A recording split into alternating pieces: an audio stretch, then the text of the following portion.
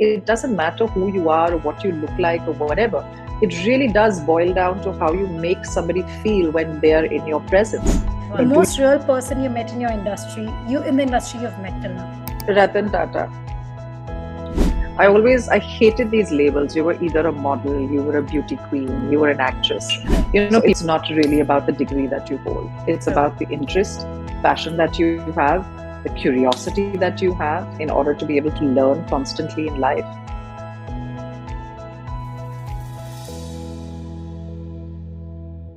Hello, Lara. Thank you so much for your time on India Podcast. It's the moment for me to have you around. It's the moment. How have you been? My pleasure. Let me start. How are you feeling today? Honestly. I'm feeling great. I'm physically not at the best of my abilities, but in general, mentally, I'm feeling great. So I can actually hear my own voice in my ears because my cold is so bad. I can hear my own echo. Those are the only time of our cold days when we realize our health is so important. We kind of lose track of it. But it's been crazy, yeah. Lara, I want to know from you, we're doing this whole series called Beyond the Judgement because that's what I think we all have been quite trying to deal with in our lives. How do you resonate with this thought? What is the thought that comes to you when you say Beyond the Judgement? Well, I think, all my life I've kind of fought against being sort of labeled and boxed.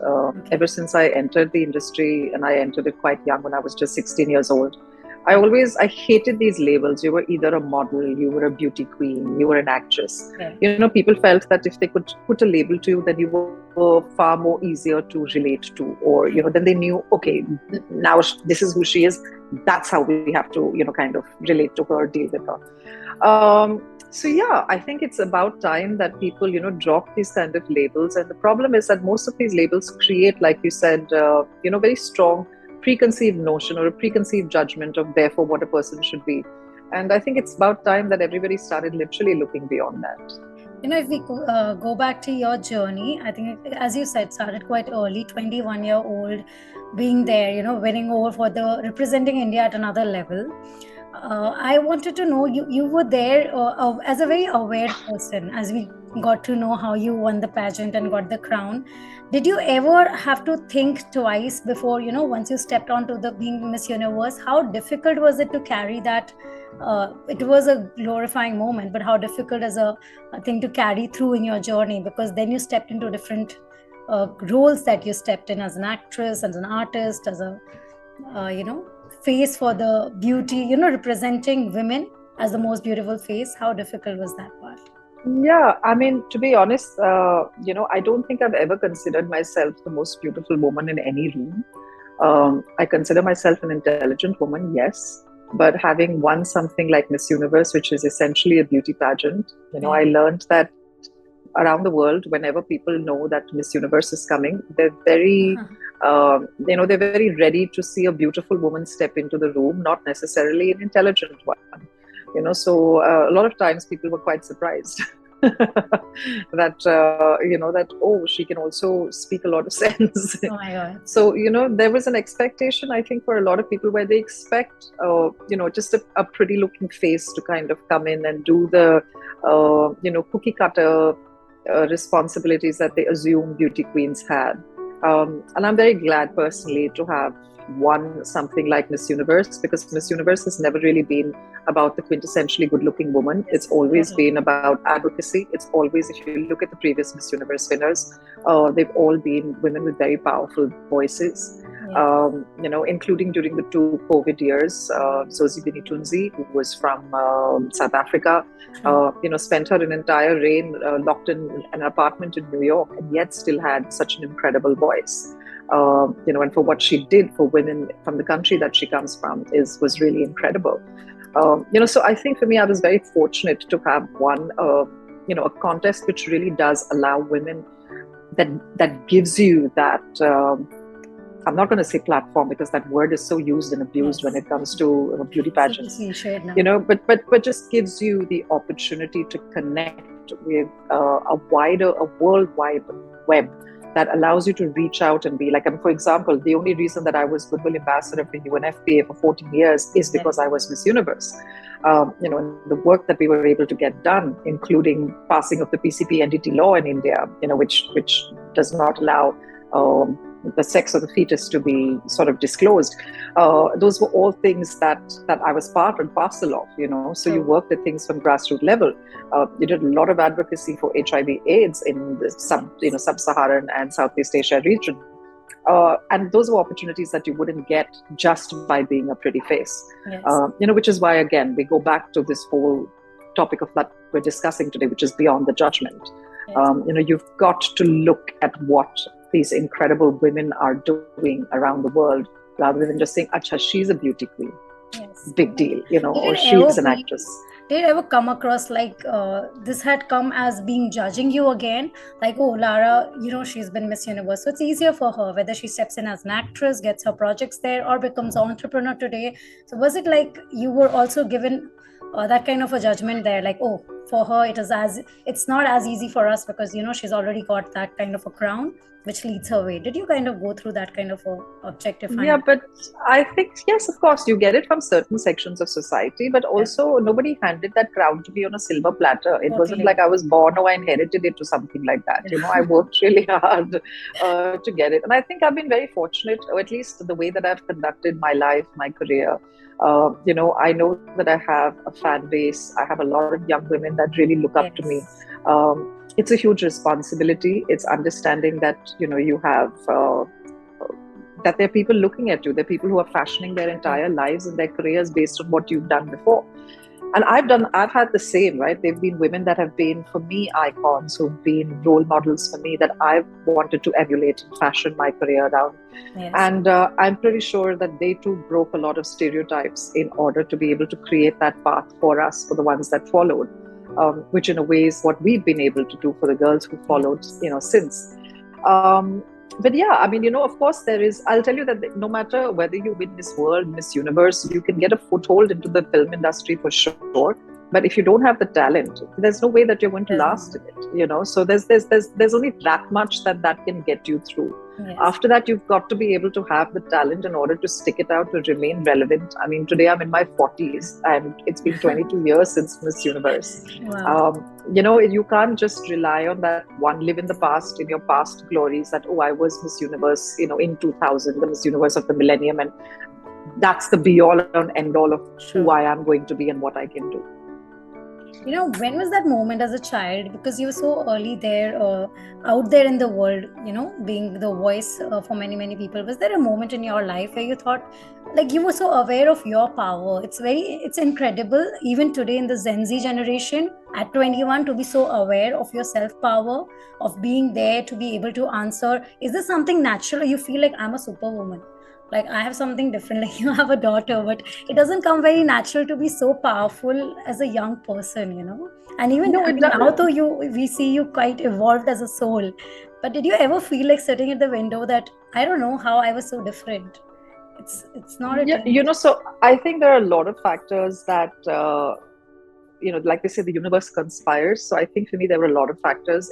I'm the youngest of 3 kids. I'm the youngest of 3 girls. Okay. I was raised in an Air Force family, which means we traveled constantly from base to base. So I had to learn to adapt very quickly to different schools, different environments, different groups of friends, make friends, lose friends, at a very rapid sort of a pace. So one is that gives you a sense of adaptability. You learn that everything is transient, that you learn that everything kind of moves on and you've got to move forward. The fact that I was the youngest of 3 kids and my sisters are quite a bit older than me also meant that by the time I was born, my parents were like, okay, we are done with the parenting, you're pretty much on your own. So I grew up having to entertain myself. I had imaginary friends that I spoke to that had I named them all kinds of different names, so I could entertain myself for hours. Maybe the gift of the gab from there, because I would make up my own games and have these multiple characters, and I was all the characters and I had voices for all the different characters, So I learned to be on my own as well quite early on in life. I learned to depend on myself, as well quite early in life. And I mean, I still remember when I was about 6, 7 years old, maybe.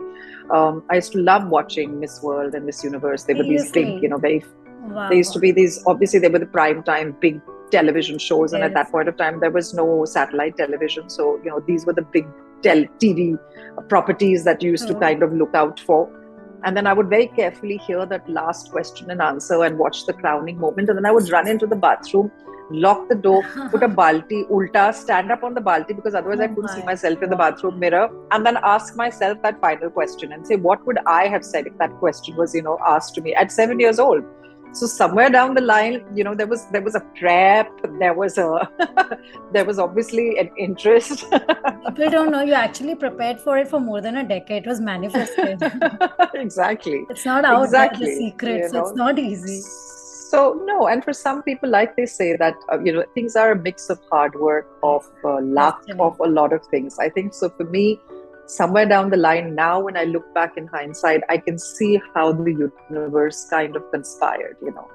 So nice. No, Miss Universe conspired to make you Miss Universe. What more you want?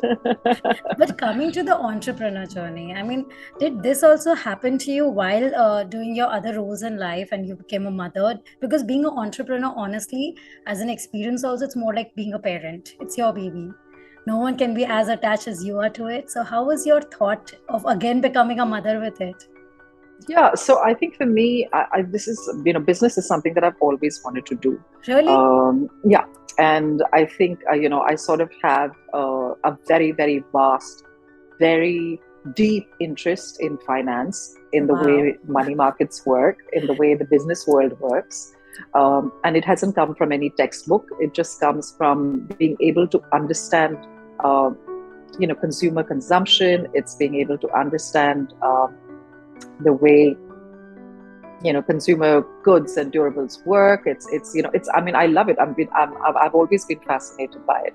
I'm fascinated by you. I mean, I think I'm talking to a business journalist. You can spell out these terms. That's also shocking for me. No, but I think it's for me. I think it was just a natural transition. But like everything in life, everything has its own time and space. You can't do it all, no matter, even if you wanted to. You'll end up making a bit of a khichdi of it if you try it. So I think for me, it was very important. I mean, when I was in my 20s, I did enter the film industry. I built my name from there. You build a fan base, people get to know you. They understand, they love your movies, they watch you at the theaters. I had my daughter when I was in my 30s, so I took a break. I enjoyed motherhood. And when it was time to kind of step back in, I have a lot of women who say to me, how do they achieve financial independence again after having kids? So how do they step back into a workplace? And it isn't easy. It takes a tremendous amount. You're constantly, when you become a mother, you get onto the guilt carousel and it doesn't stop.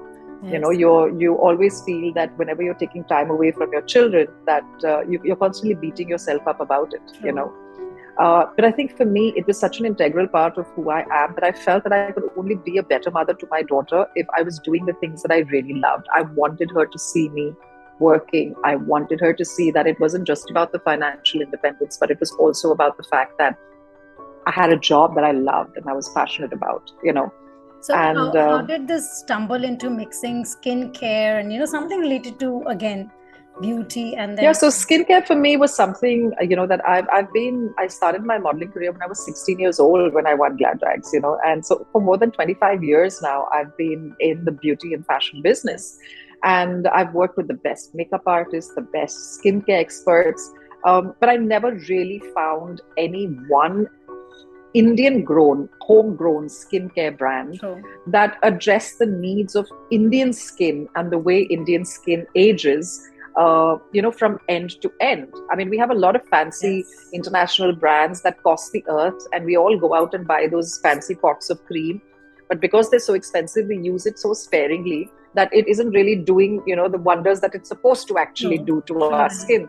And secondly, Indian skin ages very, very differently from the skin that those products are actually manufactured for, because these are all manufactured for Caucasian skins and Far Eastern skins. We have a brown and we have environmental factors that are different. We have, pigmentation, sunspots, and acne, our stress levels oily, very different, Lara. pollution. Exactly. So I think for me, I was fascinated about wanting to create a skincare brand that was made essentially for the way Indian skin ages and took care of Indian skin requirements. So I'd spent about 2, 3 years almost in research and development with skincare experts from across the world. Wow. And of course, Indian skincare experts, and then developed Arise that Arise. I've been Name absolutely hands-on on. It's And such a the idea fragile, was, soft name, Arise. What does that mean? it's my daughter Saira's name spelled backwards. Are you serious? That was so beautiful. I hope she knows that you did a business with her name. Of course she does. Hopefully Like, she'll Mom, you inherit it took my one day name for your if business. she wants it. If she wants it. Oh, what a moment for her to have a cosmetic brand on her name only, a skincare brand on her name. Wow. Well, from being a skincare brand, we've also expanded considerably. So we launched Arise Skincare and Fragrances about 4.5 years ago.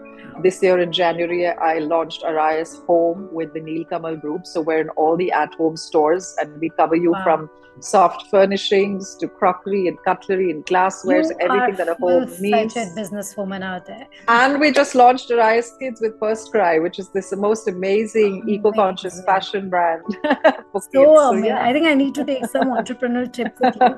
But before I get to that, there's so much I think I can go and talk to you. Had your cold not be a reason today, and I've not been given a time allowed, I want to first take you to a fun segment. This is because Beyond the Judgment, we do a survey around.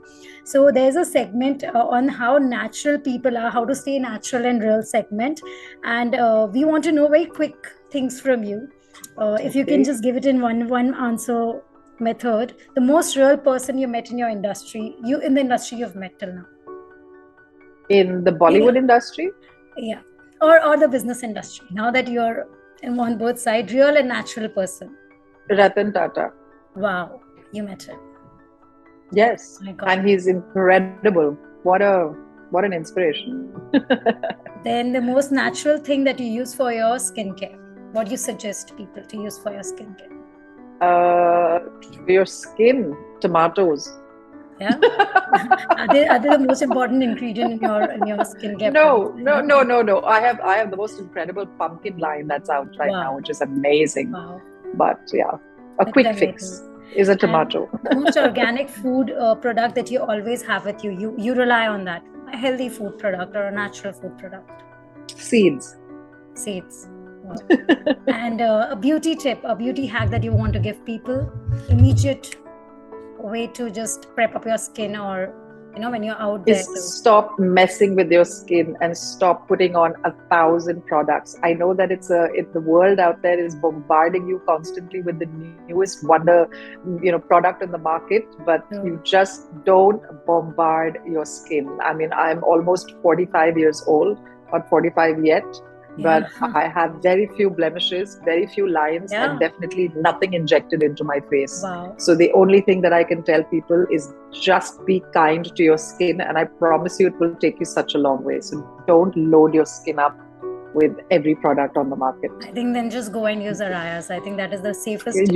Definitely use Arise. It's so gentle on your skin. True that. Now we have picked up some stereotype situation where we see people go judging. Just help us. If you match close to the answer, then we have a sweet hamper for you. We have done a survey, and the survey says, what is judged more in the society today?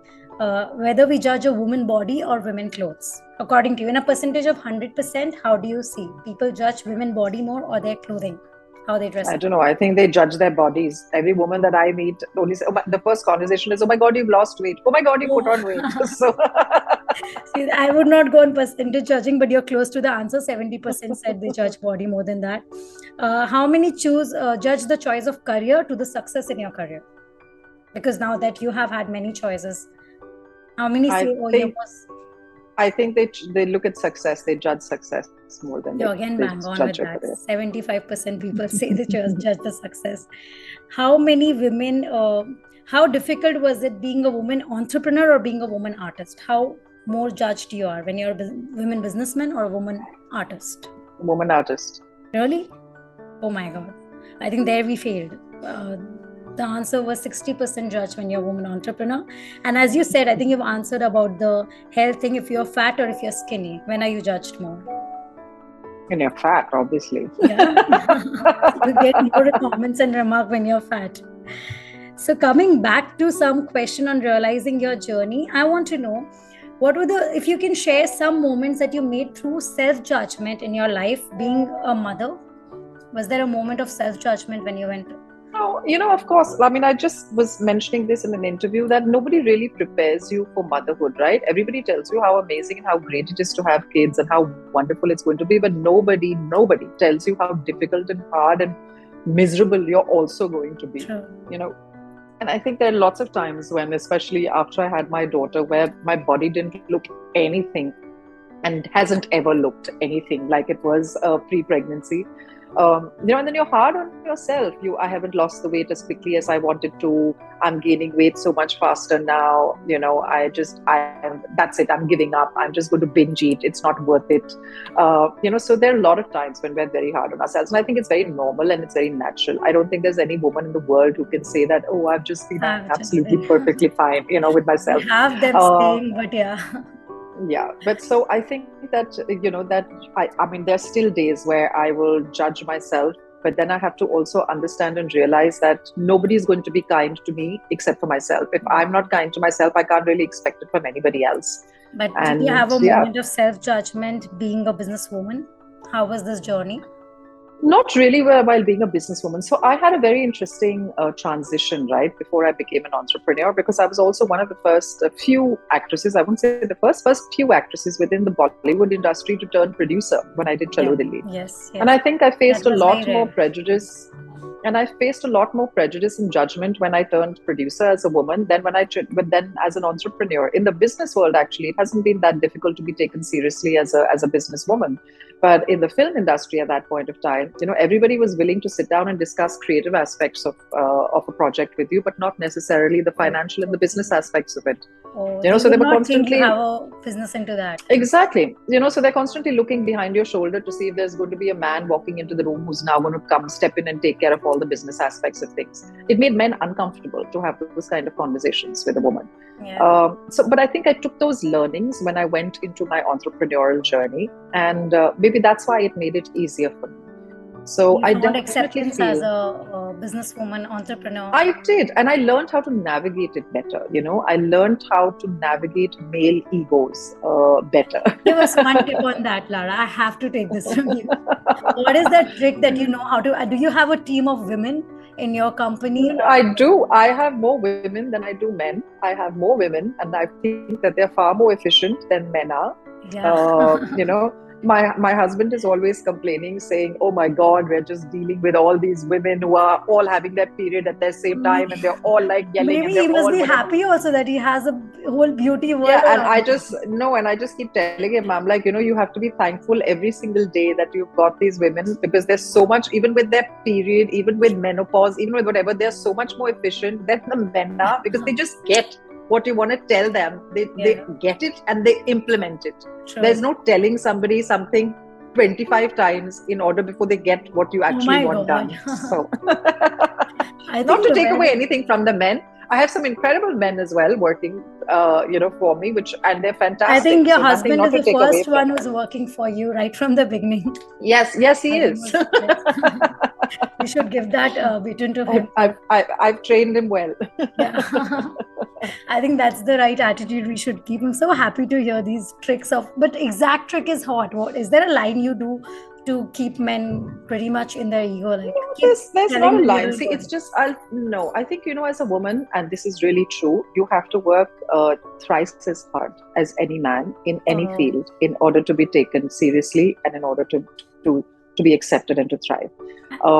So I just feel that if you want to venture into any kind of field that you're really passionate about, it's very, very important to do your homework. I mean, we were laughing together and you were saying that I sound like a business journalist or whatever, but I sound like that because I put in the effort to know what I want to discuss. So I hate walking into a meeting and not knowing, what is. So I don't want to be, just because someone's done an MBA and is a Harvard grad and, has got some business degree from Stanford, that the person, I would never want someone like that to talk down to me. I want to be, when I'm at a table, I want to be an equal when it comes to doing business. And some of the most successful business people in the world are people who've hardly had any education. So it's not really about the degree that you hold. It's about the interest, passion that you have, the curiosity that you have in order to be able to learn constantly in life. And so for me, that's it. That curiosity is what's really helped. So when I make sure that if I'm prepping for a meeting before I go into it, I work thrice as hard. I make sure that I've covered everything that may come up, so I'm not flying by the seat of my pants. I've actually, I'm walking in there prepared. I think you answered the question I had, that what we should keep in mind to be a successful businesswoman is to take your work seriously before you just go out with this whole idea of I want to be a businesswoman, Of course, see, tomorrow, once you're successful, no man is going to say, question your integrity or question your business acumen, because you proved yourself, you're successful. Tomorrow, that when you're successful, people just want to be associated with you. True that. But getting there doesn't happen overnight. But there was one answer which just went viral also, I have to say. One answer is the one you gave on the global platform, and everybody remembers that, right? So there was another answer, I think, in one of the pageant video I had seen, where you said that you should be known for your legacy and how you treat people. That one line of yours, I think, went viral across. So just one thought, I want to hear this from you again. You had said this, that, if you remember at some platform. Yeah. Well, it was, I think they were celebrating 20 years of my win at Miss Universe. So, it was 20 years, my God, 2 decades since I won. And I think that's the one thing that I've learned along the way, right, in my entire span of my career. That it's really about interpersonal relationships. It's, we're very fortunate as celebrities to have so many people who genuinely are true fans, who follow you with every step of the way, who pay attention to your career, can sing your songs from movies, recite lines from, dialogues that you've given. Upteen number of kids who've come up to me, and recited that final question, the answer that I gave on the Miss Universe stage. And that's why I was saying that gives you such a sense of humility and of responsibility, that I've realized that at the end of the day, it doesn't matter who you are or what you look like or whatever.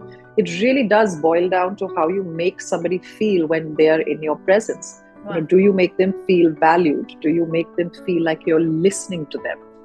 Do you make them feel special, that they really matter to you in your life? And I think that's what's really important, no matter. We ask you have to ask Lara Dutta a question when she is almost in a 45, going back to that moment. What question you would ask yourself on that pageant? I always say, I don't think that there's anything that nobody has not asked me in my life so far. I think pretty much people have covered every single thing. So what is that thought you want to leave us with, Lara? A book written on you. How should we title that book? What is that? You want your life journey. You've played so many roles. You're ongoing to be, you are an entrepreneur, businesswoman, actress, mother, voice for the nation, beauty pageant winner. Oh my God, I can't get producer. What have you left? No, I think that if there was a book ever written on me, I think the title of it would be very short. It may not make sense right now because there's, obviously there's an ethos behind it. But it would be one small 3-letter word, and it would be called lit. So nice. I think you actually, your thoughts spell out more intelligent than we could really know about. But thank you so much, Lara. But I'm not going to let you go like that. I want this one. We have this thing of leaving us with a song. Now that you've got a cold, I've got even more reason for you to hum something. There's no way that I'm going to be singing. Guys, you all have followed my career. I hope everybody knows that my singing is definitely not something that I'm known for. But especially not with a cold. But is there something you want to leave us with a thought or a song or 2 lines that we can take it from you? A thought or a song or 2 lines.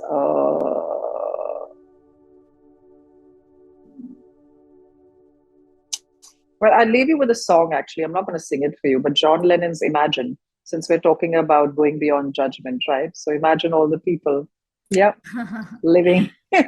I'm going to play that song. That's Thank you so much, Lara. It was a pleasure. It was a pleasure knowing you today more as a businesswoman.